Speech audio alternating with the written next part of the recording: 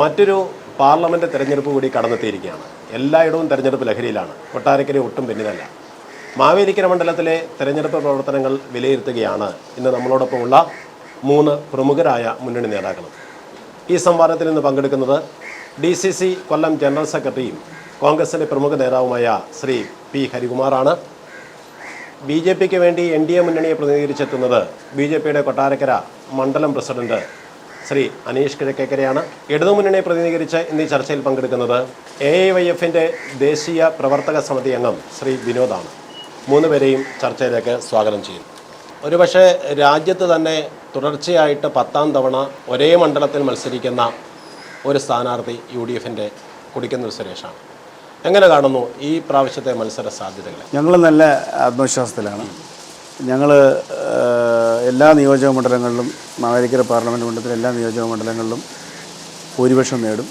കഴിഞ്ഞ തവണത്തേക്കാൾ ഭൂരിപക്ഷത്തിൽ ജയിക്കുമെന്നുള്ളത് ഉറപ്പാണ്. കാരണം ഈ മണ്ഡലത്തിൽ ചെയ്തിരിക്കുന്ന വികസന പ്രവർത്തനങ്ങൾ, പിന്നെ 2 ഗവൺമെൻറ്റുകൾക്കെതിരെയുള്ള ജനദ്രോഹപരമായ നടപടികൾ, അതിൽ പ്രത്യേകിച്ച് കേരളത്തിലെ ഇടതുപക്ഷ ജനാധിപത്യ മുന്നണി കാണിച്ചുകൊണ്ടിരിക്കുന്ന ജനദ്രോഹ നടപടികളുടെ ഒരു ആൻറ്റി ഇൻകംബൻസി എന്തായാലും ഈ നിയോജകമണ്ഡലത്തിലുണ്ട്. അതും നിലവിലെ എം പിയുടെ വികസന പ്രവർത്തനങ്ങളും കൂടെ കൂട്ടി നോക്കുമ്പോൾ തീർച്ചയായിട്ടും ഒരു മികച്ച വിജയം എന്ന് ഞങ്ങൾക്ക് പറയാൻ കഴിയും. അത് വെറുതെ പറയുന്നതല്ല, വളരെയേറെ കാൽക്കുലേറ്റ് ചെയ്ത് പറയുന്ന സംഭവമാണ്. വിജയം സുനിശ്ചിതമാണെന്ന്. മാവേലിക്കര മണ്ഡലം BJPയെ സംബന്ധിച്ചിടത്തോളം ഒരു A ക്ലാസ് മണ്ഡലമൊന്നുമല്ല. എങ്കിലും ഓരോ തെരഞ്ഞെടുപ്പുകളിലും ക്രമാനുഗതമായി വോട്ട് വർധനയുണ്ട്. എങ്ങനെ കാണുന്നു ഇത്തവണത്തെ തെരഞ്ഞെടുപ്പിനെ? ഇത്തവണ ഞങ്ങൾ പൂർണ്ണമായ വിജയം തന്നെ ഞങ്ങൾ പ്രതീക്ഷിക്കുകയാണ്. കാരണം കഴിഞ്ഞ 10 വർഷമായി പ്രധാനമന്ത്രി നരേന്ദ്രമോദിജിയുടെ വികസനങ്ങൾ, അതാണ് ഞങ്ങളുടെ വിജയത്തിന് കാരണമാകുന്നത്. അത് എല്ലാ വിഭാഗം ജനങ്ങൾക്കും എത്തുന്നുണ്ട്, അവസാനത്തെ ആളിനും എത്തുന്നുണ്ട്. അപ്പോൾ ആ വികസനത്തിൻ്റെ ഫലമായിട്ട് കേരളത്തിൽ വലിയൊരു തരംഗമാണ്, മോദി തരംഗം തന്നെ ആഞ്ഞടിച്ചുകൊണ്ടിരിക്കുകയാണ്. ആ തരംഗത്തിൻ്റെ ഭാഗമായി മാവേലിക്കര A ക്ലാസ് മണ്ഡലത്തിൽ തന്നെ ഉൾപ്പെട്ടിട്ടുള്ളതാണ്. അപ്പോൾ ആ തരത്തിൽ ശക്തമായ മുന്നേറ്റം, വിജയം തന്നെ, വിജയത്തിൽ കൂടെ ഞങ്ങൾക്ക് ഒന്നും പ്രതീക്ഷയില്ല, വിജയിക്കാൻ തന്നെയാണ് നമ്മൾ മത്സരിക്കുന്നത്. നല്ലൊരു സ്ഥാനാർത്ഥിയാണ്. അതുപോലെ ഭരണവിരുദ്ധ വികാരം കഴിഞ്ഞ 7.5 വർഷമായി LDFൻ്റെ പിണറായി വിജയൻ സർക്കാരിൻ്റെ ഭരണവിരുദ്ധ വികാരം ആഞ്ഞടിക്കുകയാണ്. അതോടൊപ്പം നേരത്തെ സൂചിപ്പിച്ചതുപോലെ 30-40 വർഷമായി MP കൊടിക്കുന്നിൽ സുരേഷ് ഇവിടെയുണ്ട്. പക്ഷേ കൊട്ടാരക്കരയ്ക്ക് ഒരു വികസനം ഉണ്ടായിട്ടില്ല. അത് ജനങ്ങൾ തിരിച്ചറിഞ്ഞു കഴിഞ്ഞു. അപ്പോൾ മാവേലിക്കരയ്ക്ക് വികസനം വരണമെങ്കിൽ, കൊട്ടാരക്കരയ്ക്ക് വികസനം വരണമെങ്കിൽ NDA മുന്നണി പാർലമെൻറ്റിൽ പോയാലേ സാധിക്കുകയുള്ളൂ എന്ന് ജനങ്ങൾ തിരിച്ചറിഞ്ഞു കഴിഞ്ഞു. അതുകൊണ്ട് ഞങ്ങൾ തീർച്ചയായും വിജയിക്കുകയാണ്. മാറ്റമാണ് LDFൻ്റെ മുദ്രാവാക്യം തന്നെ. ഇക്കൊരു മണ്ഡലം മാറും, ഉറപ്പായി മാറുവാനുള്ള എല്ലാ സാഹചര്യവും ഇത്തവണത്തെ തെരഞ്ഞെടുപ്പിലുണ്ട്. ഇത്തവണത്തെ തെരഞ്ഞെടുപ്പിൽ ഇടതുപക്ഷ ജനാധിപത്യ മുന്നണി മുൻപോട്ട് വെക്കുന്നത് വികസനം തന്നെയാണ്. മാവേലിക്കര പാർലമെൻറ്റ് മണ്ഡലത്തിൽ ഉൾപ്പെട്ടിട്ടുള്ള നമ്മുടെ കൊട്ടാരക്കര അടക്കമുള്ള മാവേലിക്കര പാർലമെൻറ്റ് മണ്ഡലത്തിൽ ആകെ ബാധിച്ചിരിക്കുന്ന വികസന മുരടിപ്പ് തന്നെയാണ് ഇത്തവണ ഇടതുപക്ഷ ജനാധിപത്യ മുന്നണി ജനങ്ങൾക്ക് സമക്ഷം അവതരിപ്പിച്ച് ചർച്ച ചെയ്തുകൊണ്ടിരിക്കുന്നത്. അതുകൊണ്ട് തന്നെയാണ് മാവേലിക്കരയിൽ മുമ്പെങ്ങും ഇല്ലാത്ത തരത്തിൽ പൊതുജനങ്ങൾ തന്നെ ഇങ്ങോട്ട് നമ്മളെടുത്ത് പറയുന്നത് ഇത്തവണ ഒരു മാറ്റം ഉണ്ടാവും. ആ മാറ്റം ഈ വികസന വിരുദ്ധതയാണ്. കേരളത്തിൽ ഇടതുപക്ഷ ജനാധിപത്യ മുന്നണിയുടെ ഗവൺമെൻറ് നടപ്പിലാക്കുന്ന ജനക്ഷേമപരമായ പദ്ധതികൾ, കൊട്ടാരക്കരയിലടക്കം സമാനതകളില്ലാത്ത വികസനങ്ങൾ നടത്തുന്ന ഇടതുപക്ഷ ജനാധിപത്യ മുന്നണിയുടെ ഗവൺമെൻറ്റിനൊരു കയ്യൊപ്പ് ചാർത്തി കൊടുക്കുന്നത് തന്നെയായിരിക്കും ഈ തെരഞ്ഞെടുപ്പ്. കേന്ദ്രത്തിൽ അധികാരത്തിലിരിക്കുന്ന നരേന്ദ്രമോദിയുടെ ഗവൺമെൻറ് നടപ്പിലാക്കുന്നത് എന്താണെന്ന് ഈ സൂര്യനെ പോലെ നമ്മുടെ മുമ്പിൽ നിൽക്കുകയാണ്. എല്ലാ കാര്യങ്ങളും നമ്മുടെ മുമ്പിൽ നിൽപ്പുണ്ട്. കാർഷിക മേഖലയായിരുന്നാലും, വിദ്യാഭ്യാസ മേഖലയായിരുന്നാലും, രാജ്യത്തിൻ്റെ ഭരണഘടന നേരിടുന്ന വെല്ലുവിളികളടക്കം രാജ്യത്തെ ആവാലവൃത്തം വരുന്ന ജനതയും അനുഭവിക്കുന്ന ദുരിതങ്ങളും യാതനകളുമെല്ലാം ഈ കേരളത്തിലും ഈ പാർലമെൻറ്റ് തെരഞ്ഞെടുപ്പിലടക്കം എല്ലായിടത്തും ചർച്ചയാകുന്നുണ്ട്. ആ ചർച്ചയിൽ ഇടതുപക്ഷ ജനാധിപത്യ മുന്നണി സ്വീകരിക്കുന്ന ഒരു മാനവികമായ നിലപാടുണ്ട്. ആ നിലപാടിനൊപ്പമാണ്, മതേതരത്വ നിലപാടിനൊപ്പമാണ്, ആ നിലപാടിനൊപ്പമാണ് മാവേലിക്കരയും ചിന്തിക്കുന്നതെന്ന് ഉറച്ച ആത്മവിശ്വാസത്തോടെ ഞങ്ങൾക്ക് പറയാൻ കഴിയും. ആ അനുഭവമാണ് തെരഞ്ഞെടുപ്പിൽ ഞങ്ങൾക്ക് ഉണ്ടായിക്കൊണ്ടിരിക്കുന്നത്. സർവേകളുടെ ഒരു കാലമാണല്ലോ. വിവിധ സർവേകളിലും വിവിധ ഫലങ്ങളാണ് പറയുന്നത്. മാവേലിക്കരയിൽ ഇഞ്ചോടിഞ്ച് പോരാട്ടമാണ് പറയുന്നത്. അങ്ങനെ ഒരു ടൈറ്റ് ഫൈറ്റ് നിലവിലുള്ളതായിട്ട് തോന്നുന്നുണ്ടോ? ഒരു ഇഞ്ചോടിഞ്ച് ഫൈറ്റും മാവേലിക്കര പാർലമെൻറ്റ് മണ്ഡലത്തിലില്ല. കഴിഞ്ഞ 10 വർഷമായി നിങ്ങൾക്കറിയാം, പ്രതിപക്ഷത്തിരിക്കുന്ന ഒരു MP ആണ് കൊടിക്കുന്നിൽ സുരേഷ്. പ്രതിപക്ഷ MP ആണ്. വികസന പ്രവർത്തനങ്ങളില്ല, അല്ലെങ്കിൽ MP ഫണ്ട് ചിലവാക്കിയില്ല എന്നൊക്കെ പറഞ്ഞ അപവാദ പ്രചരണങ്ങൾ ഇടതുപക്ഷത്തിൻ്റെ ഭാഗത്തു നിന്ന് ഗംഭീരമായി ഈ മണ്ഡലത്തിൽ നടക്കുന്നുണ്ട്. അത് ജനങ്ങൾ വിശ്വസിക്കത്തില്ല. കാരണം കഴിഞ്ഞ 10 വർഷം പ്രതിപക്ഷത്തിരിക്കുന്ന MP എന്നുള്ള നിലയിൽ നമുക്കറിയാം എത്രയോ ട്രെയിനുകളാണ് പുനലൂരിൽ നിന്ന് തുടങ്ങിയെന്ന് നിങ്ങൾക്കറിയാം. പുനലൂരിൽ നിന്ന് ഒരുപക്ഷെ അതൊരു പ്രതിപക്ഷ MP എങ്ങനെ അത് തുടങ്ങാൻ കഴിഞ്ഞു എന്ന് പറഞ്ഞാൽ അദ്ദേഹത്തിൻ്റെ എക്സ്പീരിയൻസ്, അനുഭവ സമ്പത്ത്, ഒരു പ്രവർത്തന മികവ്. കാരണം അദ്ദേഹം മന്ത്രിയായിരുന്നപ്പോൾ ഇവിടെ ഇപ്പോൾ ഇരിക്കുന്ന മന്ത്രിമാരെ പലരെ അദ്ദേഹവും സഹായിച്ചിട്ടുണ്ട്. അപ്പോൾ അവരുമായിട്ടുള്ള ഒരു സഹകരണം, അവരുമായിട്ടുള്ളൊരു അടുപ്പം ഒക്കെ കൊണ്ട് ഈ മന്ത്രാലയങ്ങളിലൊക്കെ ചെന്ന് പറയുമ്പോൾ ഒരു മാവേലിക്കര പാർലമെൻറ്റ് മണ്ഡലത്തിന് പ്രത്യേകമായ ഒരു പരിഗണന ലഭിക്കുന്നു എന്നുള്ളത് ഒരു സവിശേഷതയാണ്. ഞാനതാ പറഞ്ഞത്, 6-7 ട്രെയിൻ തന്നെ ഈ തെരഞ്ഞെടുപ്പ് പ്രഖ്യാപിക്കുന്നതിന് മുമ്പ് തന്നെ വേളാങ്കണ്ണി ട്രെയിൻ, എത്രയോ വർഷം വിശ്വാസികൾ ആഗ്രഹിച്ചിരുന്ന ഒരു ട്രെയിനാണ് വേളാങ്കണ്ണി ട്രെയിൻ. വേളാങ്കണ്ണി, നാഗൂർ 2 തീർത്ഥാടന കേന്ദ്രങ്ങളിലേക്ക് പോകുന്നതിന്. അതേപോലെ തന്നെ തിരുപ്പതി ട്രെയിൻ, തിരുപ്പതിയിൽ പോകുന്നതിനും അവിടെ നിന്ന് ഇങ്ങോട്ട് വരുന്ന ശബരിമല തീർത്ഥാടകർക്കും വേണ്ടിയുള്ളത്. ചെങ്ങന്നൂർ റെയിൽവേ സ്റ്റേഷനെ വിമാനത്താവള മോഡൽ റെയിൽവേ സ്റ്റേഷനാക്കി ഏതാണ്ട് ചെങ്ങന്നൂരിൻ്റെ ഗേറ്റ് വേ ആയി ഏതാണ്ട് 10 വർഷം മുമ്പ് പ്രഖ്യാപിച്ചാണ്. ഇപ്പോൾ അതിൻ്റെ പണികൾ ഈ അടുത്ത സമയത്ത് പ്രധാനമന്ത്രി അത് ഓൺലൈനിലൂടെ അതിൻ്റെ തറക്കല്ലിട്ടു. അപ്പോൾ ഈ വികസനമില്ല, ITBP 100 നിങ്ങൾ കായംകുളം അടൂർ റോഡിൽ പോകുമ്പോൾ ITBP ഇന്ന് കോവിഡ് വന്നപ്പോഴും അതേപോലെ തന്നെ വെള്ളപ്പൊക്കം വന്നപ്പോഴും ഏറ്റവും കൂടുതൽ ആദ്യം ഓടിയെത്തിയ കേന്ദ്രസേന ITBP ആണ്. പത്തനാപുരത്ത് തുടങ്ങുന്ന റബ്ബർ പാർക്ക് 2000 പേർക്ക് തൊഴിലവസരം സൃഷ്ടിച്ചുകൊണ്ടുള്ള റബ്ബർ അധിഷ്ഠിത വിദ്യാഭ്യാസ മേഖലയിലുള്ള വിദ്യാർത്ഥികൾക്ക് അവിടെ ജോലി കൊടുക്കാൻ പോകുന്നു. കൊട്ടാരക്കരയിലെ നവോദയ വിദ്യാലയം നിങ്ങൾക്കറിയാം, കേന്ദ്രീയ വിദ്യാലയം കേന്ദ്ര ഗവൺമെൻറ് അനുവദിച്ചു വന്നു. പക്ഷേ അത് തുടങ്ങാൻ താൽക്കാലികമായി കെട്ടിടം തരാതെ ഇവിടുത്തെ കേരളത്തിലെ ഇടതുപക്ഷം ആ പ്രവർത്തനത്തെ തടസ്സപ്പെടുത്തുകയാണ്. അതേപോലെ ITBPയിൽ ഒരു കേന്ദ്രീയ വിദ്യാലയം വന്നു. അവിടെ കുഷ്ഠരോഗാശുപത്രിയുമായി ബന്ധപ്പെട്ട് കിടക്കുന്ന പ്രയോജനമില്ലാത്ത സ്ഥലങ്ങളുണ്ട്, അത് തരുന്നില്ല. ഒരു മെഡിക്കൽ കോളേജ് മാവേലിക്കരയിൽ വന്നു. ഇന്നത്തെ പ്രതിഭാഹാരി അന്ന് ജില്ലാ പഞ്ചായത്ത് പ്രസിഡന്റാണ്, അവരാണ് അതിനെ തുരങ്കം വെച്ച് ഇല്ലാതാക്കിയത്. അപ്പോൾ ഈ വികസന പ്രവർത്തനങ്ങൾ, റെയിൽവേ സ്റ്റേഷൻ്റെ വികസന പ്രവർത്തനങ്ങൾ, പുതിയ ട്രെയിനുകൾ, MP ഫണ്ടെന്ന് പറഞ്ഞു കഴിഞ്ഞാൽ 101%, അതായത് 100% വിജയിക്കുന്നത്. പക്ഷേ പലിശ സഹിതം 101% ഭരണാനുമതി. ഇവർ അപവാദ പ്രചരണം നടത്തുകയാണ്. ഇവർക്കിത് തെളിവെടുക്കാൻ വേണ്ടി CPI ഭരിക്കുന്ന വകുപ്പാണ് റവന്യൂ വകുപ്പ്. അവരെ കളക്ടർമാരോട് ചോദിച്ചാൽ മതി. പക്ഷേ ഇവർ വേണ്ടാത്ത ഒരു ഏജൻസിയെ കൊണ്ട് അന്വേഷണം നടത്തിയെന്നൊക്കെ പറഞ്ഞാൽ അത് പൊളിഞ്ഞ്. കാരണം മാതൃഭൂമി തന്നെ പത്രത്തിൽ കൊടുത്ത് കൊടിക്കുന്നിൽ സുരേഷ് ഏറ്റവും മുന്നിലാണെന്നുള്ളത്. അതും പോരാ, നമ്മുടെ ഫണ്ട് ഉപയോഗിക്കുന്നത് മാത്രമല്ല, കൊട്ടാരക്കര ബോയ്സ് ഹയർ സെക്കൻഡറി സ്കൂളിൽ ഇപ്പോൾ ഒരു ബഹുനില കെട്ടിടം വരുന്നു. AK ആൻ്റണിയുടെ 50 ലക്ഷം രൂപയാണ്. അപ്പോൾ മറ്റുള്ള MPമാരുടെ ഫണ്ട് കൂടി വാങ്ങിച്ചു കൊണ്ടുവന്ന് ഇവിടെ MP ഫണ്ട് ചിലവാക്കുമ്പോൾ നിലവിലെ MP ഫണ്ട് ചിലവാക്കുന്നില്ല, അതേപോലെ സ്ഥലത്തില്ല, അപവാദ പ്രചരണങ്ങളാണ്. എന്നിട്ട് ഏറ്റവും കൂടുതൽ പറഞ്ഞ് തെരഞ്ഞെടുപ്പിൽ ഇവർ ഈസിയായി ജയിക്കുന്നവരാണെങ്കിൽ എന്തിനാണ് തെരഞ്ഞെടുപ്പിൻ്റെ ഇലക്ഷൻ പെറ്റീഷനായിട്ട് പോകുന്നത്? കൊടിക്കുന്നിൽ സുരേഷ് MP പട്ടികജാതിക്കാരനല്ല. എടാ, സുപ്രീം കോടതി പരമോന്നത, നമ്മളെല്ലാം ബഹുമാനിക്കുന്ന പരമോന്നത സുപ്രീം കോടതി പറഞ്ഞു കൊടിക്കുന്നിൽ സുരേഷ് MP പട്ടികജാതിക്കാരനാണ്, അദ്ദേഹം ഹിന്ദു പുലയ സമുദായത്തിൽപ്പെട്ട ആളാണ് എന്ന് പറഞ്ഞു. ഞങ്ങൾ വേണമെങ്കിൽ അദ്ദേഹത്തിൻ്റെ സർട്ടിഫിക്കറ്റ് പരസ്യമായി ഹാജരാക്കാം.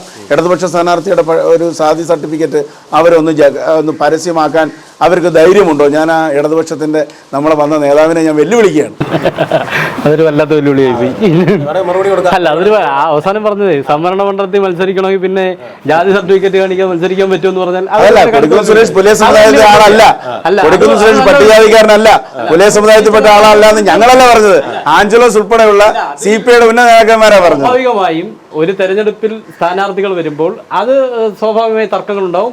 അതുമായി ബന്ധപ്പെട്ട് സ്വാഭാവികമായിട്ടല്ല, 10 വർഷമായി 10 തവണയായി തർക്കിക്കുന്ന കാര്യം ഉന്നയിച്ചല്ലോ. പരാതി ഇപ്പോൾ വീണ്ടും ഉന്നയിച്ചല്ലോ. അടിസ്ഥാനരഹിതമായ ആരോപണം അദ്ദേഹത്തിന്റെ ഭാഗത്ത് ഉന്നയിച്ചല്ലോ. സർട്ടിഫിക്കറ്റ് തിരിച്ചിട്ടുണ്ടെങ്കിൽ സുപ്രീം കോടതി കൊടിക്കുന്നിൽ സുരേഷിന്റെ ജ്യേഷ്ഠൻ ഹിന്ദു സമുദായത്തിൽപ്പെട്ടാണ്, സുശീലൻ എന്നാണ് പേര്. അവരുടെ അച്ഛന്റെ പേര് കുഞ്ഞൻ എന്നാണ്. പക്ഷെ ഇവര് പ്രകാശ് ബാബു ഉൾപ്പെടെ നമ്മുടെ അഡ്വക്കേറ്റ് ജയശങ്കർ ഉൾപ്പെടെയുള്ളവർ, രാംകുമാർ ഉൾപ്പെടെയുള്ളവർ വാദിച്ചു. സുപ്രീം കോടതി വിധിയെ മാനിക്കുന്നുണ്ടോ? എന്റെ ചോദ്യം അതാ. നമ്മളെല്ലാരും കോടതി വിധിയെ മാനിക്കുന്നവരാ. പക്ഷെ എന്നിട്ട് നിങ്ങൾ വീണ്ടും ഇപ്പൊ ജാതി വിഷയം ഉന്നയിച്ചത് എന്തിനാണ്? ഇപ്പൊ ജാതി വിഷയമല്ല അവിടെ ഉന്നയിച്ചത്.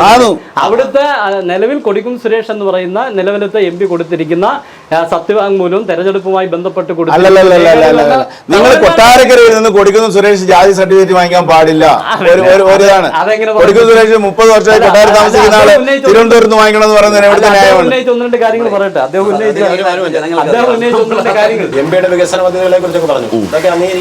ഇല്ല, ഇപ്പൊ ആദ്യം തന്നെ സുഹൃത്ത് ഫണ്ടിന്റെ കാര്യം പറഞ്ഞു. ഇതൊന്നും അപവാദങ്ങളൊന്നുമല്ല, ഇത് കൃത്യമായ തെളിവടക്കമുള്ള കാര്യമാണ്. ഒരു MPക്ക് ഇത്ര ഫണ്ടുണ്ട്, ഇത്ര ചെലവഴിച്ച് ഇത്ര ബാലൻസ് ഉണ്ടെന്നുള്ളത് വ്യക്തമായ തെളിവാണ്. അതൊന്നും ആരും അപവാദം പറഞ്ഞു നടക്കാനൊന്നും പറ്റത്തില്ല. ഇതൊക്കെ സംവിധാനങ്ങളുണ്ട്. അത് ഞാൻ ഫണ്ട് കാര്യം അത്രയും പറയാനുള്ളൂ. പിന്നെ ഞാൻ ഇപ്പം നേരത്തെ പറഞ്ഞ നവോദയ വിദ്യാലയം, കഴിഞ്ഞ കുറച്ച് നാളുകളായിട്ട് MP ചെയ്ത വികസനം എന്താണെന്ന് ചോദിക്കുമ്പോൾ നവോദയ നവോദയ നവോദയ, വേറെ ഒന്നും പറയാനില്ല. നവോദയ പോലും എൻ്റെ അറിവിൽ അത് അടൽ ബിഹാരി വാജ്പേയി ഇരിക്കുന്ന സർക്കാർ സമയത്താണ് നവോദയ പോലും കൊണ്ടുവന്നിട്ടുള്ളത്. അതിനുശേഷം റെയിൽവേയുടെ കാര്യം പറഞ്ഞു. അത് ഒരു വളരെ നിലവാരം കുറഞ്ഞ രീതിയിൽ പിതൃത്വം ഏറ്റെടുക്കുന്ന രീതിയിലാണ്. ഇതെല്ലാം 2000 നമുക്കറിയാം, കൊട്ടാരക്കരെ സംബന്ധിച്ച് ഇവിടെ 10-12 വർഷത്തോളം അടഞ്ഞു കിടന്നു. ഏതാ റെയിൽവേ സ്റ്റേഷൻ ബ്രോഡ്ഗേജ് ആക്കുന്ന അല്ലെങ്കിൽ റെയിൽവേ ഇതാക്കുന്ന സംവിധാനത്തിൽ കുറേ വർഷം അടഞ്ഞു കിടന്നു, ഒരു നടപടി സ്വീകരിച്ചില്ല. ഇതൊക്കെ മോദി സർക്കാർ 2014 മോദി സർക്കാർ വന്ന ശേഷമാണ് റെയിൽവേ രംഗത്തുണ്ടായ മാറ്റങ്ങൾ. അപ്പൊ അതിന്റെ പിതൃത്വം ഏറ്റെടുക്കാൻ വരരുതെന്നാണ് എനിക്ക് പ്രിയ സുഹൃത്തിനോട് പറയാനുള്ളത്. നമുക്ക് MP വേണം. MP വേണ്ട രീതിയിൽ ഉപയോഗപ്പെടുത്തിയിട്ടില്ല. അത് കാരണം നമുക്കറിയാം, കൊട്ടാരക്കര മാത്രമല്ലല്ലോ, രാജ്യത്തിലെ ആയിരക്കണക്കിന് റെയിൽവേ സ്റ്റേഷനാണ് അന്താരാഷ്ട്ര നിലവാരത്തിലോട്ട് നരേന്ദ്രമോദി സർക്കാർ കൊണ്ടുവന്നിട്ടുള്ളത്. കൊല്ലം ചെങ്ങന്നൂർ അടക്കം കോടികൾ മുടക്കി അന്താരാഷ്ട്ര നിലവാരത്തിലാണ് ഇപ്പോൾ കൊണ്ടുവരാൻ തീരുമാനിച്ചിട്ടുള്ളത്. ഇപ്പോൾ ഇവിടെ നമുക്ക് ട്രെയിനുകൾ വിടുന്നു ഗുരുവായൂരോട്ട്, തിരുപ്പതി. ഇതൊക്കെ ആരാണ്? ഇതെല്ലാം നരേന്ദ്രമോദി സർക്കാർ, റെയിൽവേ മന്ത്രാലയമാണ് ചെയ്യുന്നത്. MP ക്കാനുള്ള പങ്ക് വളരെ ചുരുങ്ങിയ പങ്കാണുള്ളത്. അതിനുവേണ്ടി ശ്രമിക്കുന്നില്ല. കേന്ദ്ര സർക്കാരിനെ കൊണ്ടുവരുന്നതിൻ്റെ പിതൃത്വം ഏറ്റെടുക്കുക, ഒരു കൊണ്ടുപോയി ഫ്ലെക്സ് ബോർഡ് വെക്കുക എന്നുള്ളത് മാത്രമാണ് MP ഇവിടെ ചെയ്തത്. മറ്റൊന്നും ഇതൊന്നും MP-യുടെ വകയല്ല. അത്ര പറയാനുള്ളൂ. കോൺഗ്രസിൻ്റെ നേതാവ് പറഞ്ഞത് വികസനവുമായി ബന്ധപ്പെട്ട് MP നടത്തിയ കാര്യങ്ങളാണ് പറഞ്ഞത്, ചൂണ്ടിക്കാണിച്ചത്. അദ്ദേഹം അടൂർ പാർലമെൻറ്റ് MP ആയിരുന്ന കാലത്ത് വർഷങ്ങൾക്ക് മുമ്പ് നടപ്പിലാക്കിയ കാര്യങ്ങളാണ് ഈ കേന്ദ്ര സർക്കാരിൻ്റെ കേന്ദ്രീയ വിദ്യാലയവും നവോദയവും എല്ലാം ബന്ധപ്പെട്ട് പറയുന്നത്. അത് വർഷങ്ങൾക്ക് മുമ്പ് അടൂർ പാർലമെൻറ്റ് MP ആയിരുന്നപ്പോൾ ചെയ്തതാണ്. പത്തനാപുരത്ത് റബ്ബർ പാർക്കും കേന്ദ്ര ഫണ്ടിൻ്റെ ഭാഗമായി വന്നതാണ്. അപ്പോൾ വന്നതിന് നമ്മൾ വന്നില്ലെന്ന് പറയുന്നത്. അതൊരു MP എന്നാൽ സ്വാഭാവിക ഇടപെടലിലൂടെ നടത്തിയെടുക്കാൻ കഴിയുന്ന സംവിധാനങ്ങളാണ് ഇതെല്ലാം. പക്ഷേ മാവേലിക്കര പാർലമെൻറ്റ് മണ്ഡലത്തിൽ MP ആയി കഴിഞ്ഞ 15 വർഷക്കാലം മാവേലിക്കര ഞങ്ങൾ സ്പെസിഫൈ ചെയ്ത് പറയാം MP ആയിരുന്നിട്ട് കൊട്ടാരക്കര അസംബ്ലി മണ്ഡലത്തിൽ എടുത്തു പറയത്തക്ക ഏതെങ്കിലും ഒരു വികസനം പറയുമ്പോൾ പത്തനാപുരം അതും പറയരുത്, ഇതും പറയരുത്, ഇത് നേരത്തെ വന്നാ ഈ എടുത്തു പറയത്തക്ക തരത്തിൽ ഏതെങ്കിലും ഒരു വികസന പദ്ധതി MP എന്ന നിലയിൽ കേന്ദ്രാവിഷ്കൃത ഫണ്ട് ഉപയോഗിച്ച് നടപ്പിലാക്കി ഞങ്ങൾ വെല്ലുവിളിക്കാം. ഇതാണ്ട് നമ്മൾ ഇവിടെ സംസാരിക്കുന്ന തൊട്ടപ്പുറത്താണല്ലോ നമ്മുടെ താലൂക്ക് ആശുപത്രി ഇരിക്കുന്നത്. ആയിരക്കണക്കിന് രോഗികൾ വരുന്നുണ്ടാണല്ലോ. ഇപ്പോൾ ഏറ്റവും ഒടുവിൽ കേരളത്തിൻ്റെ ധനകാര്യ വകുപ്പ് മന്ത്രിയായ KN ബാലഗോപാലിൻ്റെ ഫണ്ടിൽ നിന്ന് 93 കോടി രൂപ ചിലവാക്കി അവിടെ ഒരു കെട്ടിടം ഇപ്പോൾ ഏറ്റവും കൂടുതൽ പണി. അവിടെ ഒരു ഓക്സിജൻ സിലിണ്ടർ കണ്ട് MP അനുവദിച്ചെന്ന് പറയുന്നു. അതോടൊപ്പം തന്നെ ഒരു ആംബുലൻസും അനുവദിച്ചെന്ന് പറയുന്നു. ഇപ്പോൾ സംസ്ഥാന MLA ഫണ്ടല്ലേ ഇടപെടുന്ന സംസ്ഥാന സർക്കാരാണല്ലോ. സംസ്ഥാന സർക്കാരിന് വേണ്ടി അതിൽ ഇടപെടുന്ന KN ബാലഗോപാലല്ലേ, വേറെ ആരുമല്ലോ. MLA ഫണ്ട് അല്ലെങ്കിലും ഇടപെടുന്ന ആള് കേന്ദ്ര ഗവൺമെന്റ് ഭാഗമായിട്ട് ഇടപെടുമ്പോൾ MLA ആണല്ലോ. അപ്പോൾ ആ ഫണ്ടിൽ നിന്നാണ് അതുമായി ബന്ധപ്പെട്ട് വരുന്നത്. ഏതെങ്കിലും ഒരു കാര്യം ആ താലൂക്ക് ആശുപത്രിയുമായി ബന്ധപ്പെട്ട് ഇടപെട്ടിട്ടുണ്ടോ MP ഫണ്ടിൽ നിന്ന്? കൊട്ടാരക്കര റെയിൽവേ നമ്മുടെ KSRTC നിങ്ങൾ അങ്ങോട്ട് കയറി ചെന്നാൽ ചുരുങ്ങിയ വർഷമേ MP ആയിട്ടിരുന്നുള്ളൂ. ചെങ്ങറ സുരേന്ദ്രൻ അവിടെ ഒരു കെട്ടിടത്തിൻ്റെ പേരിൽ എഴുതി വെച്ചിട്ടുണ്ട്, ചെങ്ങറ സുരേന്ദ്രൻ, ഒരു വെയിറ്റിംഗ് ഷെഡ്, ഒരു വെയിറ്റിംഗ് റൂം, നമുക്കെല്ലാം അവിടെ ചെല്ലാം. പക്ഷേ അവിടെ ആ KSRTC ആയിരക്കണക്കിന് ആളുകൾ, സാധാരണ ആളുകൾ സഞ്ചരിക്കുന്ന ആ KSRTCയിൽ എന്തെങ്കിലും ഒന്ന് ചെയ്യാൻ കഴിഞ്ഞിട്ടുണ്ടോ? കൊട്ടാരക്കര റെയിൽവേ ഇപ്പോൾ ഇദ്ദേഹം ഒരു ട്രെയിനുമായി ബന്ധപ്പെട്ട കാര്യം പറഞ്ഞു. കേന്ദ്ര സർക്കാർ ഇപ്പോൾ ഇതിലെ കൂടെ ഒരുപാട് ബസ് അനുവദിക്കുന്നുണ്ട് അങ്ങോട്ട്. ഇപ്പോൾ സംസ്ഥാന സർക്കാരിൻ്റെ ഭാഗമായി ബസ് അനുവദിക്കുന്നുണ്ട്, എല്ലാ റൂട്ടുകളിലും അനുവദിക്കുന്നുണ്ട്. അതിൽ നമ്മുടെ MLA-മാരുടെയും അവരുടെയൊക്കെ ഇടപെടലിൻ്റെ ഭാഗമായി അതായത് സംഘടനകൾ ഫ്ലെക്സൊക്കെ അടിച്ചു വെക്കാറുണ്ട്. അതൊക്കെ സ്വാഭാവികം. ഒരു MP ഏതെങ്കിലും ഒരു റെയിൽവേ സ്റ്റേഷനുമായി ബന്ധപ്പെട്ട് ട്രെയിൻ കൊണ്ടുവരുന്നതാണോ വികസനം? എന്തിനെ? കൊട്ടാരക്കര റെയിൽവേ സ്റ്റേഷൻ വരുമാനത്തിൻ്റെ ഭാഗമായി കേന്ദ്ര സർക്കാർ തന്നെ NSDയിൽ നിന്ന് 6-ൽ നിന്ന് 5-ലേക്ക് മാറ്റിയിട്ടുള്ളതാണ് കൊട്ടാരക്കര റെയിൽവേ സ്റ്റേഷൻ. നിങ്ങൾ ആ റെയിൽവേ സ്റ്റേഷനിൽ ചെല്ലണം. അവിടെ വാഷ്റൂമുണ്ടോ, വെയിറ്റിംഗ് റൂമുണ്ടോ? പോട്ടെ, മഴയും വെയിലും വന്നു കഴിഞ്ഞാൽ ട്രെയിനിൽ സഞ്ചരിക്കുന്ന നമ്മൾ ആ വെയിലായാലും മഴയായാലും കൊള്ളാതെ ട്രെയിനിൻ്റെ അകത്ത് കയറാൻ കഴിയത്തില്ല. അവിടെ വരുന്ന ബോഗികൾ, ട്രെയിനിൻ്റെ ബോഗികളെല്ലാം പുറത്ത് കിടക്കുക. അവിടെ സന്ധ്യ കഴിഞ്ഞാൽ പ്ലാറ്റ്ഫോമിൽ പോലും വെട്ടമില്ല. നമ്മുടെ തൊട്ട് MPയുടെ ഓഫീസിന്റെ മൂക്കിന് തുമ്പിൽ നിൽക്കുകയാണ് കൊട്ടാരക്കര റെയിൽവേ സ്റ്റേഷൻ. എന്ത് വികസന പദ്ധതിയാണ് ആ റെയിൽവേ സ്റ്റേഷനുമായി ബന്ധപ്പെട്ട് ഇടപെടാൻ കഴിഞ്ഞത്? പോട്ടെ, ഇതിലേ പോകുന്നു കൊല്ലം നമ്മുടെ നാഷണൽ ഹൈവേ, ഈ കൊല്ലം ചെങ്കോട്ട് പോകുന്ന നാഷണൽ ഹൈവേ. ആ നാഷണൽ ഹൈവേയുമായി ബന്ധപ്പെട്ട് നമ്മളെല്ലാം കൊല്ലത്തോട്ട് യാത്ര ചെയ്യുന്നവരാ, സംഘടനാ പ്രവർത്തനത്തിന്റെ ഭാഗമായി അല്ലാതെ പോകുന്നവരാ. 2-2.5 മണിക്കൂർ കഴിയാതെ കൊല്ലത്ത് പോകാൻ നോക്കും ചില ദിവസം. Traffic block.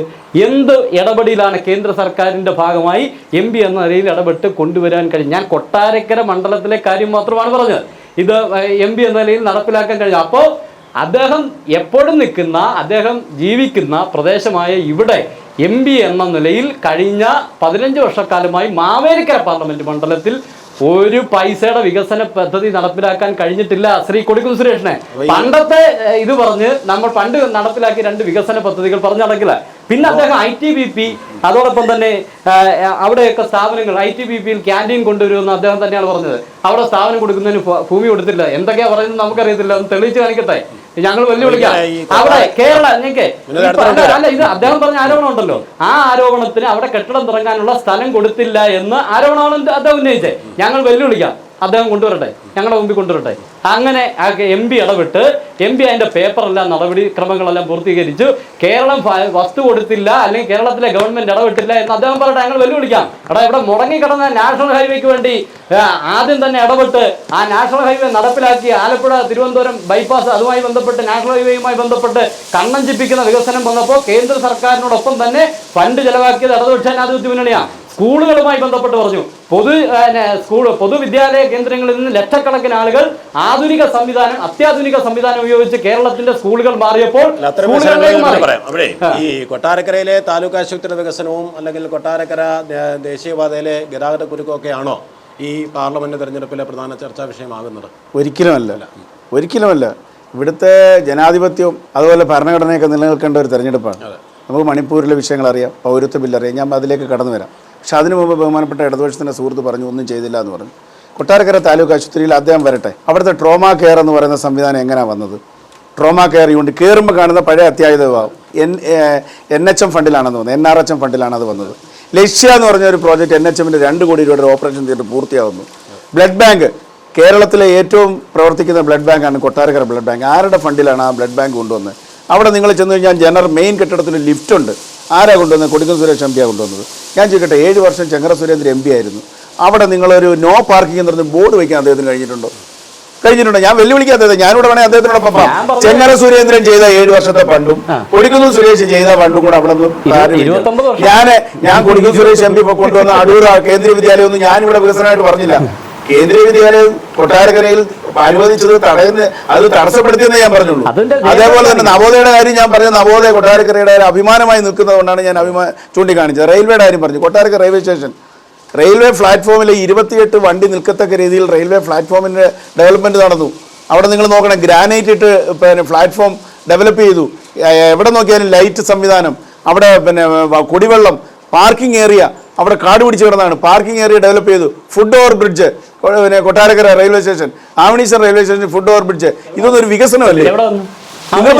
ആവണീശ്വരത്ത് food over bridge, അതായത് 1ാം പ്ലാറ്റ്ഫോമിൽ നിന്ന് രണ്ടാമത്തെ കാര്യം ആവണീശ്വരം ROB റെയിൽവേ ഓവർ ബ്രിഡ്ജിന് കേന്ദ്ര ഗവൺമെൻറ് ഓർഡർ എന്തെങ്കിലുണ്ട്. കേന്ദ്ര ഗവൺമെൻറ് 50%, അതായത് റെയിൽവേ കൺസൾട്ടേറ്റീവ് കമ്മിറ്റി അംഗം എന്നുള്ള നിലയിൽ കൊടിക്കുന്നിൽ സുരേഷ് MPയുടെ നിരന്തരമായ സമ്മർദ്ദത്തിൻ്റെ ശ്രമഫലമായി അന്നിരുന്ന മന്ത്രി സുരേഷ് പ്രഭു, ആ സുരേഷ് പ്രഭുവിൻ്റെ ശക്തമായ സമ്മർദ്ദത്തെ തുടർന്ന് ആവണീശ്വരം ROBക്ക് സാങ്ഷൻ തന്നു. റെയിൽവേ 50% റെയിൽവേ അടയ്ക്കാം.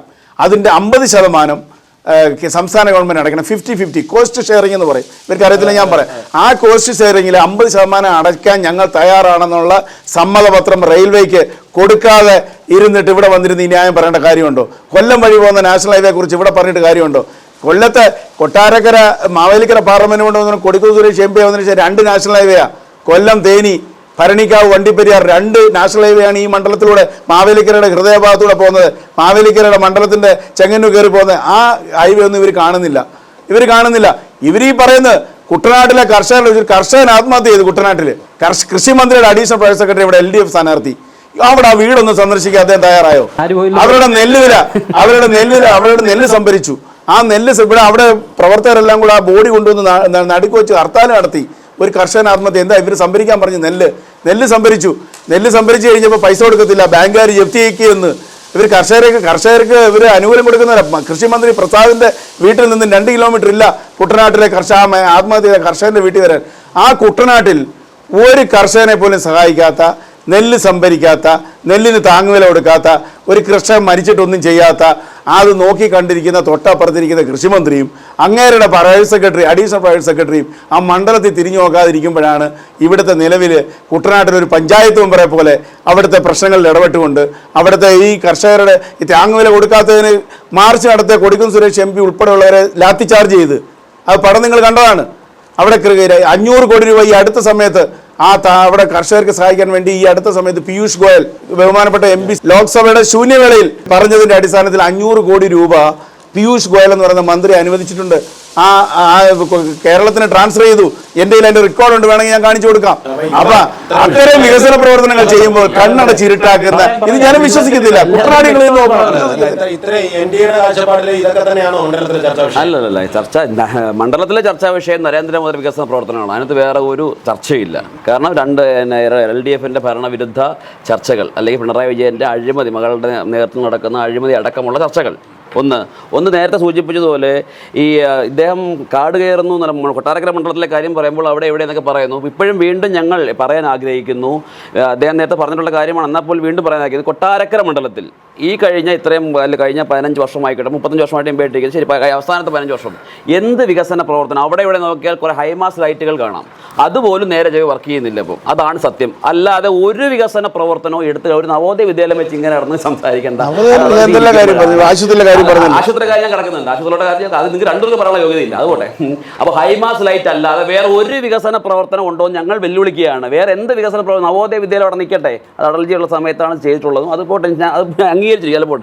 പക്ഷേ അതല്ലാതെ കൊട്ടാരക്കര മണ്ഡലത്തിൽ MP-യുടെ വികസന ഫണ്ടിൽ നിന്നോ MP-യുടെ കഴിവിൻ്റെ ഭാഗമായിട്ടോ എന്ത് വികസന പ്രവർത്തനം കൊട്ടാരക്കരയിൽ ജനങ്ങൾക്കുണ്ടായി എന്ന് പ്രതിനിധി വ്യക്തമാക്കണം. 10 വർഷമായി കേന്ദ്രീയ വിദ്യാലയം കേന്ദ്ര സർക്കാർ അനുവദിച്ചിട്ടുണ്ട്. ഇതുവരെ സ്ഥലം ഏറ്റെടുക്കാൻ പോലും കോൺഗ്രസിൻ്റെ MP-ക്കോ അതിൻ്റെ പ്രതിനിധികൾക്കോ സാധിച്ചിട്ടില്ല.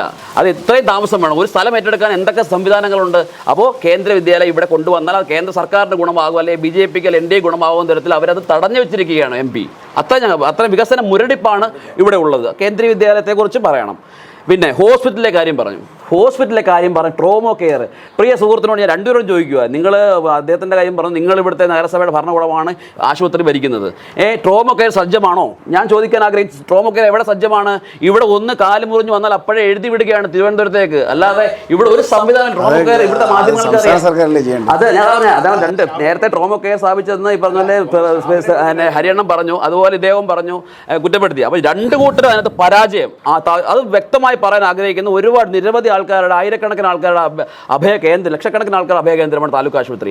ഇവിടെ ഇരു കൂട്ടരും ഒരു കാര്യം ചെയ്യുന്നില്ല. പ്രിയപ്പെട്ട മാധ്യമ സുഹൃത്തുക്കൾക്ക് അറിയാം, താലൂക്ക് ആശുപത്രിയിലെ ഏത് വിഷയത്തിലും ഭാരതീയ ജനതാ പാർട്ടിയുടെ പ്രവർത്തകരാണ്. അത് പാതിരാത്രി എന്നില്ല, അർദ്ധരാത്രി, ഏത് സമയം വരെ എന്ത് വിഷയം.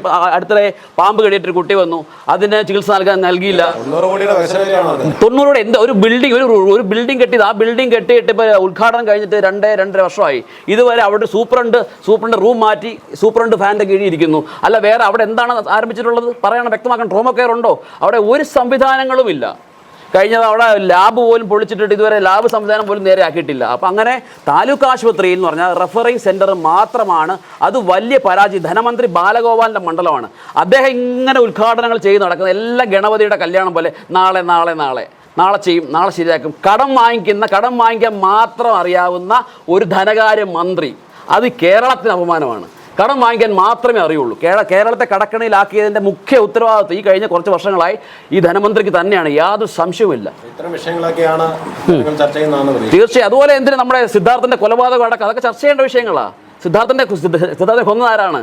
അതിന് മറുപടിയില്ല. ഇന്നലെ തന്നെ അവിടെ പറഞ്ഞപ്പോൾ സിദ്ധാർത്ഥനെ കൊന്നത് ഇടതുപക്ഷത്തിൻ്റെ വിദ്യാർത്ഥി സംഘടന SFIയുടെ നേതാക്കന്മാരാണ്. മനസ്സിലായി? അപ്പോൾ ഇതെല്ലാം ചർച്ചയാണ്. ഇടതുപക്ഷത്തിൻ്റെ കൊലപാതക രാഷ്ട്രീയം, കോൺഗ്രസ് പാർട്ടിയുടെ അവിശുദ്ധ കൂട്ടുകെട്ട്, ഇന്ത്യ മുന്നണി. ഞാൻ ചോദിക്കുന്നത്, ഇവർ രണ്ടുപേരും കൂടെ ഇവിടെ ഇരിക്കേണ്ട കാര്യമില്ല. ഇതുപോലെ ഇലക്ഷൻ ചർച്ചയാണെങ്കിൽ ഒരാൾ വന്നാൽ മതിയായിരുന്നു. കേരളത്തിന് പുറത്ത് ഇവർ ഒന്നാണ്. ഇവർ ഭാര്യ ഭർത്താക്കന്മാരാണ് LDF UDF. ഇവിടെ ഞാൻ പറഞ്ഞ പോലെ ഇവിടെ അവിഹിത ബന്ധമാണ്. കേരളത്തിലെ ജനങ്ങളെ വഞ്ചിക്കുന്ന ഭാര്യയും ഭർത്താവുമാണ്. അവിടെ പരസ്യമായി ഭാര്യ ഭർത്താവ് ജീവിക്കുന്നു, ഇവിടെ അവിഹിതം ഉണ്ടാക്കുന്നു. ഇതാണ് സത്യം. അല്ല, അത് ആ ഒരു ചോദ്യം പ്രസക്തമാണെന്ന് തോന്നുന്നു. എന്താ അതിന് പറയാനുള്ള മറുപടി എങ്ങനെ? അതായത് ഇന്ത്യ മുന്നണിയെ പുറത്തല്ല, ഇന്ത്യ മുന്നണി എന്ന് പറഞ്ഞ് മത്സരിക്കുമ്പോഴും ഇവിടെ ഇങ്ങനെ രണ്ട് സ്ഥാനാർത്ഥികളെ മത്സരിക്കേണ്ട ആവശ്യമുണ്ട്. സാഹചര്യമുണ്ട്. അതിൻ്റെ സാഹചര്യം പറയാം. 2004 ഒന്നാം UPA ഗവൺമെൻറ് അധികാരത്തിൽ വന്നത് എങ്ങനെയാണെന്ന് നമുക്കെല്ലാം അറിയാം. വർഗീയ കക്ഷികളെ അധികാരത്തിൽ നിന്ന് അകറ്റുക എന്നത് മതേതര നിലപാടുള്ള എല്ലാ രാഷ്ട്രീയ പാർട്ടികളുടെയും കടമയാണ്. ഇപ്പോൾ ഒറ്റയ്ക്ക് ഇന്ത്യയിൽ ഇടതുപക്ഷത്തിന് ഭരിക്കാൻ സാഹചര്യമില്ല. അത് നമുക്കെല്ലാം അറിയാം. ഇടതുപക്ഷത്തിന് എത്ര സീറ്റുണ്ട്, എത്ര വോട്ട് ഷെയർ ഉണ്ട്, എത്ര സ്റ്റേറ്റിൽ സംവിധാനമുണ്ടെന്ന് ഞങ്ങൾക്കെല്ലാം നല്ല ധാരണയുണ്ട്. എന്നാൽ ഇന്ത്യയുടെ മുൻപോട്ട് പോക്കിന് ഒരു മതേതരത്വ ജനാധിപത്യ നിലപാട് അടിസ്ഥാനമാക്കി പ്രവർത്തിക്കുന്നവരുമായി യോജിച്ച് പോവുക എന്നത് ഞങ്ങളുടെ നിലപാടാണ്. ആ നിലപാട് നാടിന് മുമ്പിൽ പറഞ്ഞിട്ടാണ് ഞങ്ങൾ തെരഞ്ഞെടുപ്പിൽ നേരിടുന്നത്. ഇദ്ദേഹം പറയുന്ന അവിഹിതം എന്ന് പറയുന്നത് പറയാതെ ചെയ്യുന്നതാണ്. ഞങ്ങൾ നാടിന് മുമ്പിൽ പറഞ്ഞിട്ടാണ് തെരഞ്ഞെടുപ്പിനെ നേരിടുന്നത്. എല്ലാവരും പറയുന്നുണ്ട്. എവിടെയാണ് പറയാത്തത്? എല്ലായിടവും പറയുന്നുണ്ട്. ഞങ്ങൾ ഇന്ത്യ മുന്നണി, ഞങ്ങൾ ഇന്ത്യ സഖ്യം നിലവിൽ വരുന്നതിന് മുമ്പ് തന്നെ അതിന്റെ ചർച്ചകൾ നടന്ന സമയത്ത് തന്നെ ഇടതുപക്ഷം വ്യക്തമായി പറഞ്ഞിട്ടുണ്ട്, ഇന്ന സ്റ്റേറ്റുകളിൽ ഞങ്ങൾ ഒറ്റയ്ക്ക് മത്സരിക്കും, അവിടെ മുന്നണി ഇല്ല, ഇന്ത്യ മുന്നണി. കേരളത്തിൽ ജയിക്കുന്നവർ ഇപ്പൊ 2004 ഞങ്ങൾ ജയിച്ചിട്ട് ഞങ്ങൾ കോൺഗ്രസിന് പുറത്തുനിന്ന് പിന്തുണ കൊടുക്കല്ലേ ഇത്? കണ്ട, ഇവർ ഈ പറഞ്ഞ ഞാൻ പറയുന്നത് VP സിംഗ് ഗവൺമെന്റിനെ അധികാരത്തിൽ പിന്തുണച്ച BJP ഇല്ലായിരുന്നു, ആരെല്ലാം? അത് അന്നേരത്തെ സാഹചര്യം അനുസരിച്ച് എല്ലാ രാഷ്ട്രീയ പാർട്ടികളും ചിലപ്പോൾ അധികാരത്തിൻ്റെ സംവിധാനം അനുസരിച്ച് ഇത് ചെയ്യും. ഞങ്ങൾ വെക്കുന്നത് ഇപ്പം രാജ്യം നേരിടുന്ന ഏറ്റവും ഗുരുതരമായ പ്രശ്നമാണ്. മതേതരത്വത്തിന് ഏറ്റവും കൂടുതൽ വെല്ലുവിളികൾ നേരിടുന്നു.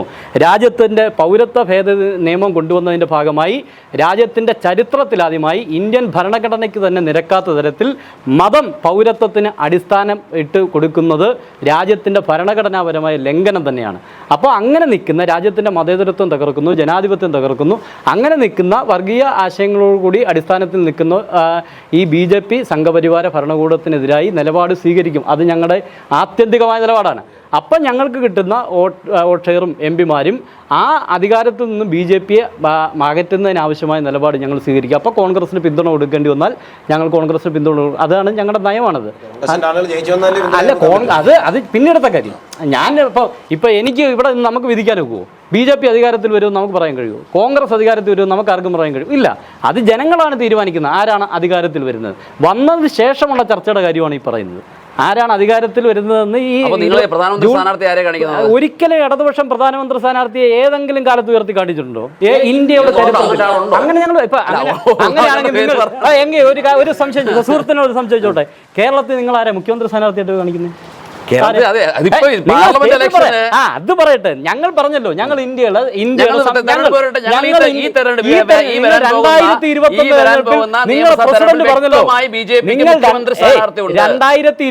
തെരഞ്ഞെടുപ്പിൽ നിങ്ങളുടെ പ്രസിഡന്റ് ശ്രീ K. സുരേന്ദ്രൻ പറഞ്ഞു 35 സീറ്റ് ഞങ്ങൾക്ക് കിട്ടിയ ബാക്കിയും കൂടെ ഞങ്ങൾ ചാക്കിട്ട് പിടിച്ച് അധികാരത്തിൽ വരും, കേരളത്തിൽ മുഖ്യമന്ത്രിയായി ഞങ്ങൾ വരും. പക്ഷേ നിങ്ങൾ എന്താണ് കേരളത്തിൽ മുഖ്യമന്ത്രി സ്ഥാനാർത്ഥിയായി ഇന്നൊരാളിനെ പ്രഖ്യാപിക്കാഞ്ഞേ? എന്താ പ്രഖ്യാപിക്കാഞ്ഞേ? ഞങ്ങൾക്കുണ്ടായിരുന്നു. ഞങ്ങൾ ഇവിടെ അറിയാം കേരളത്തിൽ 1947 മുതൽ ഇന്ത്യയിൽ സ്വാതന്ത്ര്യം ലഭിച്ചതിന് ശേഷം ഇന്ത്യയിലെ പ്രതിപക്ഷ നേതാവ് കമ്മ്യൂണിസ്റ്റുകാരനായിരുന്നു.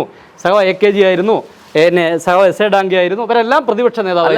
ആ കാലം മുതൽ ഇങ്ങോട്ടുള്ള ചരിത്രം പരിശോധിച്ചാൽ ഒരു തെരഞ്ഞെടുപ്പിലും ഇടതുപക്ഷം ഒരു പ്രധാനമന്ത്രി സ്ഥാനാർത്ഥിയെയും ഉയർത്തിക്കാട്ടി ഇന്ത്യയിൽ നിങ്ങൾ ഇന്ത്യ മുന്നണിയുമായി സഹകരിക്കുമ്പോൾ പ്രധാനമന്ത്രി സ്ഥാനാർത്ഥി രാഹുൽ ഗാന്ധി ആയിരിക്കും നിങ്ങൾക്ക് ഉദ്ദേശിക്കുക. അപ്പോൾ രാഹുൽ ഗാന്ധി ജയിപ്പിക്കാൻ വേണ്ടി നിങ്ങൾ കഴിഞ്ഞ തവണ നിങ്ങൾ രാഹുൽ ഗാന്ധിക്ക് വേണ്ടിയിട്ടല്ലേ നിങ്ങൾ പ്രചാരണം നടത്തിയത് ദേശീയ തലത്തിൽ? ഞാൻ പറഞ്ഞത് തെരഞ്ഞെടുപ്പിന് ശേഷമല്ല, ആര് അധികാരത്തിൽ വരുമെന്ന് ജനങ്ങൾ ജൂൺ 4-ാം തീയതി വിധി എഴുതിയതിനു ശേഷം, ആര് വന്നതിന് ശേഷം എടുക്കാം. എനിക്ക് തന്നെ വ്യക്തമായ മറുപടി പറയാം. ഇന്ത്യ മുന്നണി അധികാരത്തിൽ വരുന്നതിന് മൂക്കെ തൊടാൻ ഇങ്ങനെ തൊട്ടാ പോരെ, ഇങ്ങനെ തൊടേണ്ട കാര്യമില്ല. അപ്പോൾ കൊടിക്കുന്നിൽ സുരേഷ് പോയാൽ രാഹുൽ ഗാന്ധിക്ക് ഡയറക്റ്റ് കൈ ഉയർത്താം, രാഹുൽ ഗാന്ധിക്ക് പ്രധാനമന്ത്രിയാവും, ഇന്ത്യ മുന്നണി അധികാരത്തിൽ വരാൻ. അപ്പോൾ അതിനകത്ത് ഇവർ പറയുന്നതിനകത്ത് ആ ചോദ്യത്തിന് പ്രസക്തിയില്ല. പിന്നെ ഇവർ പറഞ്ഞു, അദ്ദേഹം തന്നെ പറഞ്ഞു VP സിംഗ് വന്നപ്പം നിങ്ങൾ ഒരുമിച്ചല്ലായിരുന്നു, VP സിംഗിന് സപ്പോർട്ട് ചെയ്തില്ലേ എന്ന് ചോദിച്ചു. VP സിംഗിന് സപ്പോർട്ട് ചെയ്തതിനകത്ത് LDF ഉണ്ട്, EMS കൂടെ ചേർന്ന്. EMS എന്ന് ആർക്കാ വോട്ട് ചെയ്തതെന്ന് അറിയാമോ? LK അദ്വാനിക്കാണ് ഡൽഹി മണ്ഡലത്തിൽ വോട്ട് ചെയ്തത്. നമ്മൾ മറന്നിട്ടില്ല അത്. അപ്പോൾ പിന്നെ ഇവിടെ ഇദ്ദേഹം പറഞ്ഞു കേന്ദ്രീയ വിദ്യാലയം കൊണ്ടുവന്നു, അത് എടുത്തു കൊടുക്കാൻ കഴിയാത്ത ആളാ MP എന്ന് പറഞ്ഞു. 10 വർഷമായിട്ട് 7 വർഷമായിട്ട് ഇവിടെ ആരാ ഭരിക്കുന്നത്? 5 ഏക്കർ സ്ഥലം തന്നത് ഉമ്മൻചാണ്ടിയാണ്. രേഖകൾ നിങ്ങൾക്കറിയാം, താലൂക്കിലുണ്ട്. 5 ഏക്കർ സ്ഥലം ഉമ്മൻചാണ്ടി ഇരിക്കുന്ന സമയത്ത് ഉമ്മൻചാണ്ടി കേന്ദ്രീയ വിദ്യാലയത്തിന് കൈമാറി.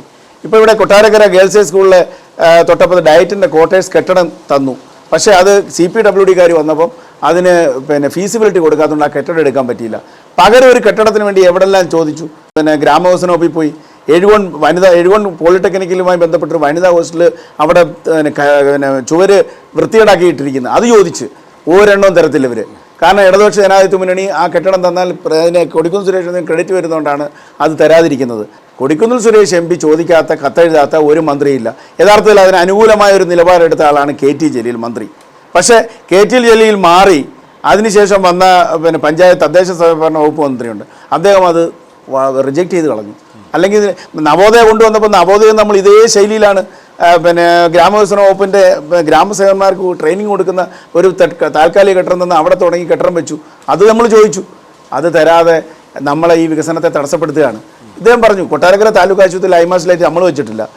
ഹൈമാസ് ലൈറ്റ് ആണ് ജനങ്ങൾ ഏറ്റവും കൂടുതൽ ചോദിക്കുന്നത് പ്രകാശത്തിന്, അത് നമ്മൾ കൊടുത്തിട്ടില്ലെന്ന് നമ്മൾ പറയുന്നില്ല. പക്ഷേ അതോടൊപ്പം നിങ്ങൾ അവിടെ വരുമ്പോൾ ബ്ലഡ് ബാങ്ക് എന്താ കാണാത്തത്? ഇപ്പോൾ ബ്ലഡ് ബാങ്കിൻ്റെ ഇത് ബ്ലഡ് കൾച്ചർ ചെയ്യുന്ന രീതിയിലേക്ക് കൊട്ടാരക്കര താലൂക്ക് ആശുപത്രി മാറാൻ പോകുന്നു. കൾച്ചർ ചെയ്ത് ഏതാ വേണ്ടിയെന്ന് വെച്ചാൽ അത് കൊടുക്കത്തെ. ഒരു ഓപ്പറേഷൻ വന്നു കഴിഞ്ഞാൽ കൊല്ലത്തും തിരുവനന്തപുരത്തും പോകേണ്ട കാര്യമില്ല. ബ്ലഡ് അത്രയും വലിയ ബ്ലഡ് ബാങ്കായി കൊട്ടാരക്കര ബ്ലഡ് ബാങ്ക് മാറി. MP ഫണ്ടിലല്ലേ മുഴുവൻ ചിലവും MP ഫണ്ടിലാണ് അത് ചിലവാക്കിയത്. അത് കഴിഞ്ഞിട്ട് അവിടെ ചെന്നാൽ ലിഫ്റ്റ് നിങ്ങൾ കണ്ടിട്ടില്ല. ആ ലിഫ്റ്റ് കയറിയവരാണല്ലോ നിങ്ങളെല്ലാവരും. ആരെങ്കിലും ലിഫ്റ്റ് കൊടുത്തോ?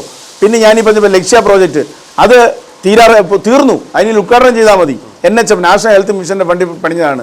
ട്രോമാ കെയർ പണിഞ്ഞു. ട്രോമാ കെയറിൻ്റെ സകല എക്യുപ്മെൻറ്റും അവിടെ ഉണ്ട്. പക്ഷേ അവിടെ ആരെയാ സ്റ്റാഫിനെ നിശ്ചയിക്കേണ്ട ആരാ?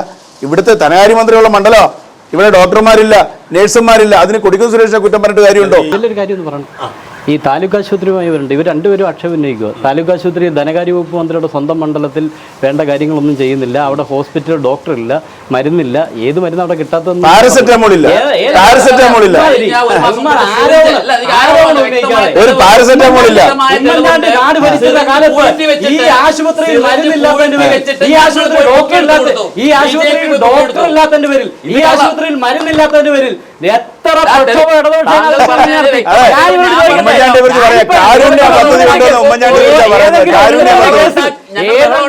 BJPയുടെ പ്രതിനിധി പറയുന്ന ഏതെങ്കിലും 1-2 കേസിൽ സ്വാഭാവികമായി ഇപ്പൊ നടക്കുന്ന സംസ്ഥാന സർക്കാരിന്റെ അല്ലെങ്കിൽ കേന്ദ്ര ഗവൺമെന്റിന്റെ ഭാഗമായി നിൽക്കുന്ന ഓഫീസുകളെല്ലാം 100% പെർഫെക്റ്റോടെ ഒന്നും പോകാൻ കഴിയത്തില്ല. പക്ഷേ ആശുപത്രികളാകുമ്പോൾ പരമാവധി പെർഫെക്റ്റോടെ പോകാനുള്ള ഇടപെടലാണ് ഇടതുപക്ഷ ജനാധിപത്യ മുന്നണി നടത്തുന്നത്. ആവശ്യത്തിന് മരുന്നും ആവശ്യത്തിന് ഡോക്ടറും ആവശ്യത്തിന് സ്റ്റാഫിനെയും ഇപ്പോൾ അവിടെ ഉണ്ടാകുന്ന ദുരിതങ്ങളും കണ്ടറിഞ്ഞ് അതിനാവശ്യമായ പ്രവർത്തനങ്ങൾ ചെയ്യുന്നു. ഉമ്മൻചാണ്ടി നാട് ഭരിച്ചിരുന്ന കാലത്ത് ഞാനൊന്ന് AIYFന്റെ ഇവിടുത്തെ മണ്ഡല സെക്രട്ടറിയാ. ഞാനടക്കം ഇവിടെ അന്ന് ഡോക്ടറും നഴ്സും ഇല്ലാത്തതിന് നിരവധി തവണ, മാസത്തിൽ 4-5 തവണ അന്ന് ഇവിടെ ഈ താലൂക്ക് ആശുപത്രിയിലേക്ക് മാർച്ചും സമരവും നടത്തി ജയിലിൽ പോയിട്ടുണ്ട്. ഞങ്ങളടക്കം ഇടതുപക്ഷ ജനാധിപത്യ മുന്നണിയുടെ പ്രവർത്തകർ, DYFയുടെ AIYFന്റെ പ്രവർത്തകർ, അന്ന് BJP ഉണ്ട്. BJP പ്രതിപക്ഷമാണല്ലോ. BJP എല്ലാവരും സമരം ചെയ്തിട്ടുണ്ട്.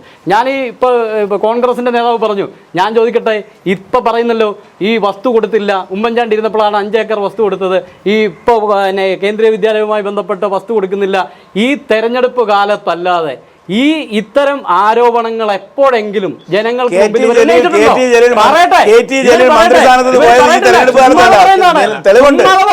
ഇതൊക്കെ ചുമ്മാ വന്നിരുന്ന് മീഡിയാസിന്റെ മുമ്പിൽ എന്തെങ്കിലും സമരം ചെയ്യട്ടെ. അവിടെ മരുന്നില്ല, ഡോക്ടറില്ല, ഞങ്ങൾ വെല്ലുവിളിക്കാം.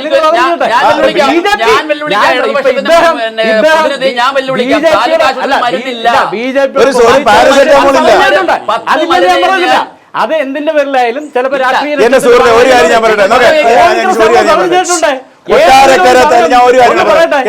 കൊട്ടാരക്കര താലൂക്ക് ആശുപത്രി കൊണ്ട് കൊട്ടാരക്കരക്കാർക്ക് തല കുനിച്ച് നടക്കേണ്ട സ്ഥിതി ഉണ്ടാക്കി. ഒരു ഡോക്ടറെ കുത്തിക്കൊന്ന വിഷയം നിങ്ങൾക്കറിയാലോ. അവിടുത്തെ സെക്യൂരിറ്റി, CC ക്യാമറ പോലും ഇല്ലാത്ത ഒരു ആശുപത്രി. നിങ്ങൾ ഞങ്ങൾ അതിനെ കുറിച്ചൊക്കെ പറഞ്ഞാൽ ഞങ്ങൾ സെക്യൂരിറ്റി ഇല്ല, സാമൂഹികത്വം സെക്യൂരിറ്റി ഇല്ല, പോലീസ് ഇല്ല. അതിനെ കുറിച്ച് പറയണ്ട.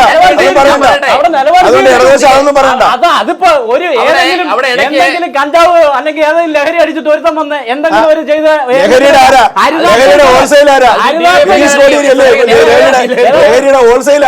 ബിനീഷ് കോടിയേരി എങ്ങനെ ജയിലിൽ പോയത് അതൊക്കെ പറയണേ. ഒരു തെരഞ്ഞെടുപ്പ് മീഡിയാസിന് മുമ്പിൽ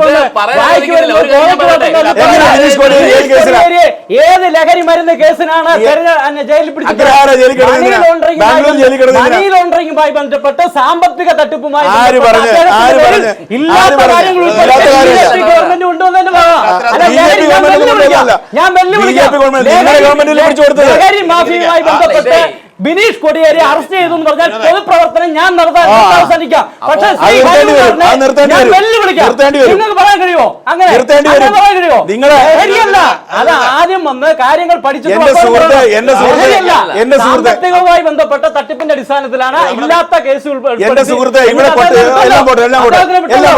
ബിനീഷ് കൊടിയേരി നിങ്ങളുടെ എസ് എഫ് ഐയുടെ 2 നേതാക്കന്മാരെ കൊട്ടാരക്കര പോലീസ് പിടിച്ചു. കൊട്ടാരക്കര എസ് എഫ് ഐയുടെ മാത്രം എസ് എഫ് ഐ ഞാൻ പറഞ്ഞേക്ക് എന്തിനാ പിടിച്ചേ എഫ്ഐആർ